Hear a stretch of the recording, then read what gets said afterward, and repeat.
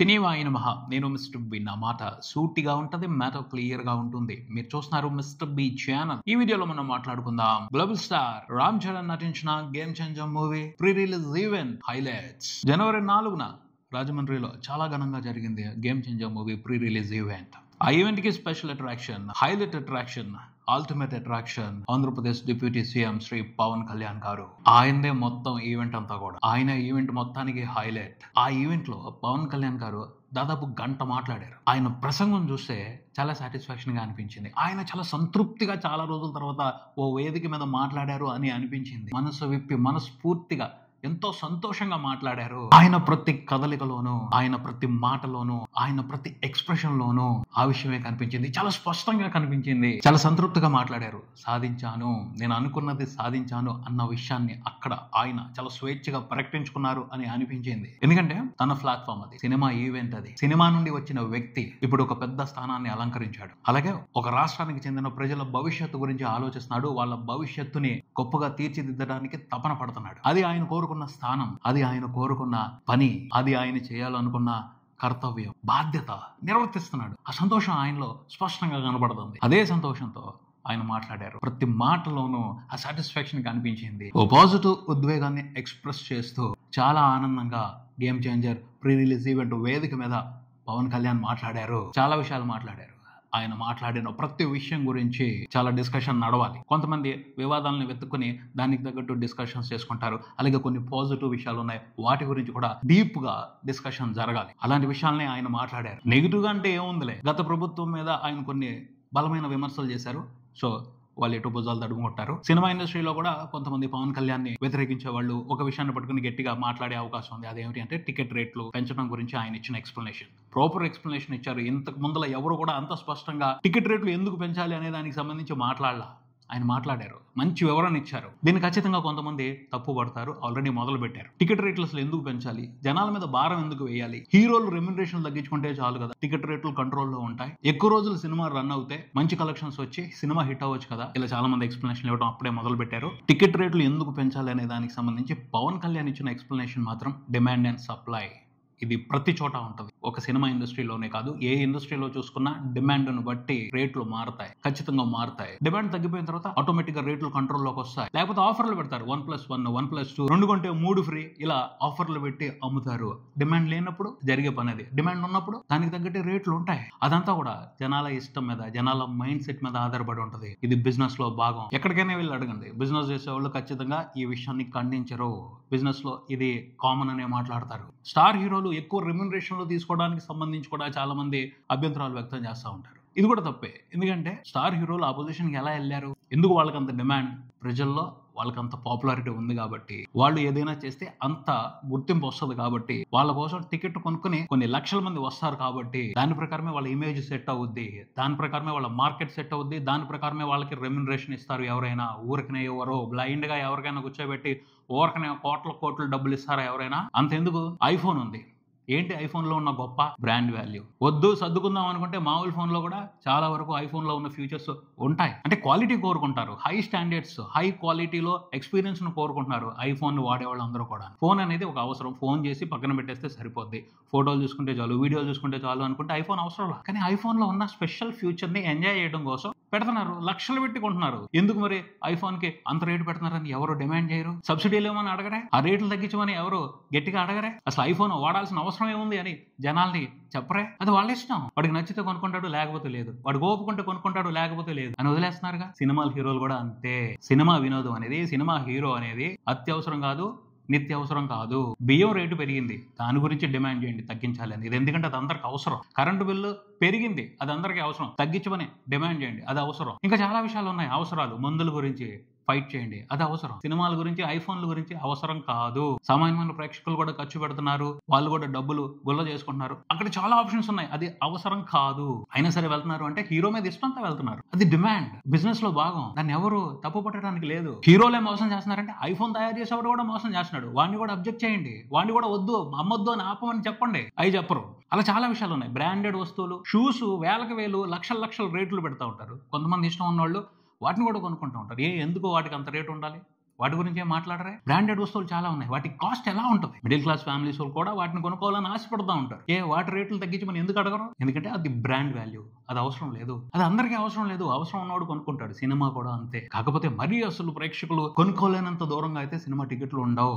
1-2 రోజులు మాత్రమే ఉంటాయి. ఆ 1-2 రోజులు ఆగితే నార్మల్ అయిపోతాయి. ఆ 1-2 రోజుల్లో కనిపించే డిమాండ్ ని సినిమా హీరోలు, సినిమా వాళ్ళు క్యాష్ చేసుకోవడం అయితే తప్పు కాదు. డిమాండ్ ఎక్కువ ఉన్నప్పుడు టికెట్లు దొరకకపోతే, టికెట్లు ఎక్కువ అయిపోతే ఖచ్చితంగా బ్లాక్ మార్కెట్ వస్తుంది. బ్లాక్ లో టికెట్లు అమ్ముతారు. చాలా సంవత్సరాలు బ్లాక్ టికెట్లు అమ్మడం అనేది చాలా పెద్ద బిజినెస్. ఎప్పుడైతే ఎక్కువ షోలు వేయటం, బెనిఫిట్ షోలకి ఎక్కువ రేట్లు పెట్టి వీళ్ళే షోలు వేయటం మూలంగా బ్లాక్ టికెటింగ్ అనేది కంప్లీట్ గా తగ్గిపోయింది. పవన్ కళ్యాణ్ చెప్పిన దాంట్లో తప్పేమీ లేదు. టికెట్ రేట్లు గవర్నమెంటే పెంచడం మూలంగా జిఎస్టీ వస్తుంది, ట్యాక్స్ పెరుగుతుంది, గవర్నమెంట్ కి ఇన్కమ్ వస్తుంది. అలాగే హీరోలు ఎక్కువ రెమ్యునరేషన్ తీసుకోవడం మూలంగా వాళ్ళు కూడా ఏమి కంప్లీట్ గా మొత్తం తీసుకెళ్లి దాచుకోరక.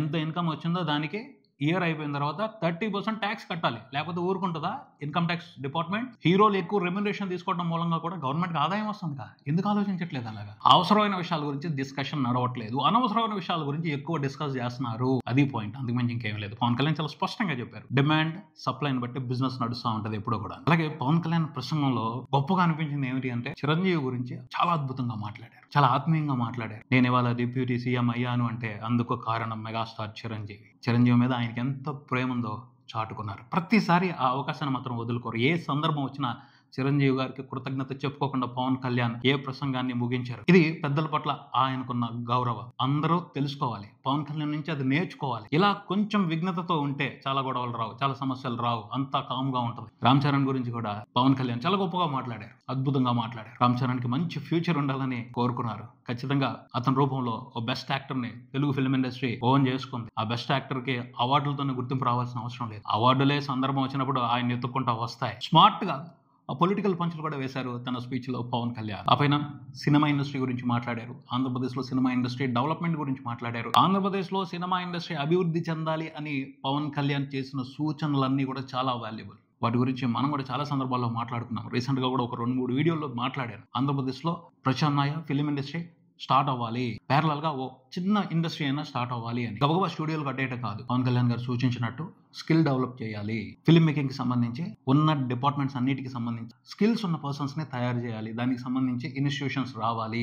Screen play schools, story telling schools, stunt schools, ఇలా చాలా స్కూల్స్ రావాల్సిన అవసరం ఉంది. ఆయన ఎందుకు చెప్పారు అనే విషయం కూడా ఇక్కడ మనం గుర్తుపెట్టుకోవాలి. చాలా మంది యువత సినిమా మీద ఇష్టంతో వస్తున్నారు, కేరింతలు కొడుతున్నారు. వాళ్ళందరికీ వాళ్ళకి ఇష్టమైన పని అప్పు చెప్తే చేస్తారు. వాళ్ళకి ఇష్టమైన పనిని నేర్పిస్తే అందులో నిష్ణాతులు అవుతారు, ఎదుగుతారు, పైకి వెళ్తారు, వాళ్ళు డెవలప్ అవుతారు, రాష్ట్రాన్ని కూడా డెవలప్ చేస్తారు. బైకులతో రకరకాల ఫీల్డ్ చేస్తారు. అలాంటి వాళ్ళందరికీ స్టంట్ స్కూల్స్ లో పడేసి స్టంట్స్ నేర్పించేస్తే పెద్ద పెద్ద ఫైటర్స్ అవుతారు కదా. ఫ్యాన్స్ పట్ల చాలా బాధ్యతగా ఆలోచిస్తున్నారు పవన్ కళ్యాణ్ అని చెప్పాలి. ఫ్యూచర్ ఉంది, ఫిల్మ్ ఎంటర్టైన్మెంట్ కి వండర్ఫుల్ ఫ్యూచర్ ఉంది.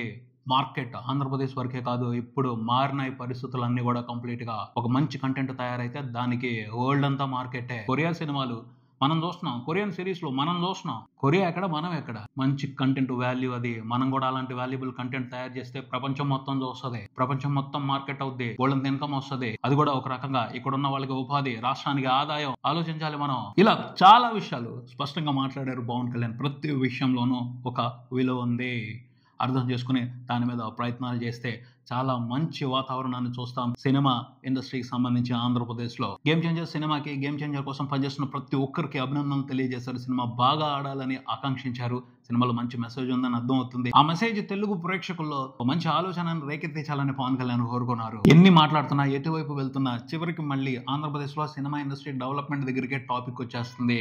ఎందుకంటే నా ఆలోచనలన్నీ కూడా ఆ టాపిక్ మీదే తిరుగుతున్నాయి. అవసరం ఉంది, స్కోప్ ఉంది, జరగాల్సిన అవసరం ఉంది ఇక్కడ. ఎందుకంటే చాలా మందికి ఉపాధి దొరుకుద్ది. సినిమా అంటే ఇక్కడ వాళ్ళకి చాలా ఇష్టం. సినిమాతో చాలా అద్భుతాలు చేయొచ్చు. పవన్ కళ్యాణ్ గారు కూడా చాలా మంచి ఆలోచన చేస్తున్నారు, సరిగ్గా దిశానిర్దేశం చేస్తున్నారు.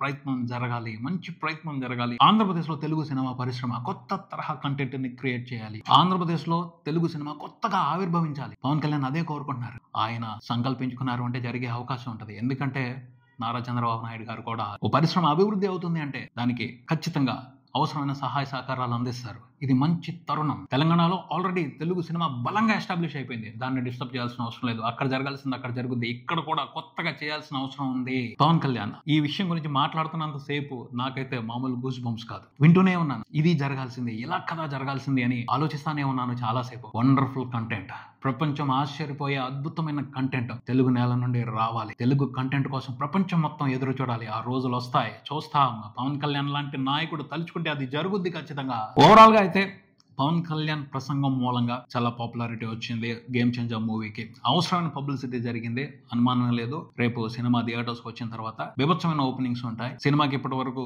సరైన పబ్లిసిటీ లేదు, బజ్ లేదు, ఊపు లేదు, ఇలా రకరకాలుగా మాట్లాడారు. ఈ ప్రీ రిలీజ్ ఈవెంట్ తర్వాత మొత్తం మోగిపోయే హైప్ వచ్చేసింది సినిమాకి. ఎవరు కంట్రోల్ చేయలేరు. జనవరి 10న ప్రాపర్ గా రిలీజ్ చేస్తున్నారు సినిమాని. రిలీజ్ కి తగ్గట్టు సినిమాలో కంటెంట్ ఇంప్రెసివ్ గా ఉంది అంటే మాత్రం పెద్ద పెద్ద రికార్డులే రిపోర్ట్ అవుతాయి. ఫస్ట్ హౌస్నే కాదు, పండగ అయిపోయేంత వరకు కూడా చాలా పెద్ద పెద్ద రికార్డులే రిపోర్ట్ చేస్తాడు గ్లోబల్ స్టార్ రామ్ చరణ్ కూడా చాలా ఒబీడియంట్ గా మాట్లాడాడు. పవన్ కళ్యాణ్ మాట్లాడుతున్నంత సేపు ఒక ప్రత్యేకమైన ఉద్వేగాన్ని తనలో దాచుకుని ఎక్స్పీరియన్స్ చేశాడు అని చెప్పాలి. బయటికి రానిలా, బయటికి తెలియనిలా, కానీ లోపల మాత్రం అతను ఎంత ఆనందపడుతున్నాడో అర్థం అవుతుంది. తను కూడా చాలా క్లుప్తంగా చాలా బాగా మాట్లాడాడు. వినయ విధేయరామ సినిమా ఫ్లాప్, కానీ రామ్ చరణ్ అంటే వినయం విధేయత అతని ఇంటి పేర్లు అయిపోయాయి. అందరూ అదే మాట్లాడుతున్నారు. తను కూడా అలాగే ఉంటున్నాడు. చాలా పద్ధతిగా, చాలా విఘ్నతతో, వినమ్రతతో ఉంటున్నాడు. అతని మీద రెస్పెక్ట్ పెరిగిపోతుంది. ఫ్యానిజం కాదు, రెస్పెక్ట్ పెరిగిపోతుంది. అందరికి ఓన్ చేసేసుకుంటున్నారు. చాలా గొప్ప విషయం అది. పవన్ కళ్యాణ్ కూడా ఆ విషయాన్ని గుర్తు చేస్తూ తన్ని అభినందించారు. ప్రతి విషయం కూడా పాజిటివ్ గానే ఉంది. ప్రస్తుతానికి అయితే గేమ్ చేంజర్ మూవీకి సంబంధించి ఇక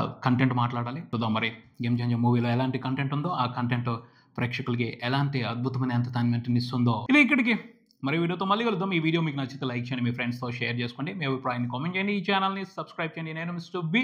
keep watching mister B channel. Thank you.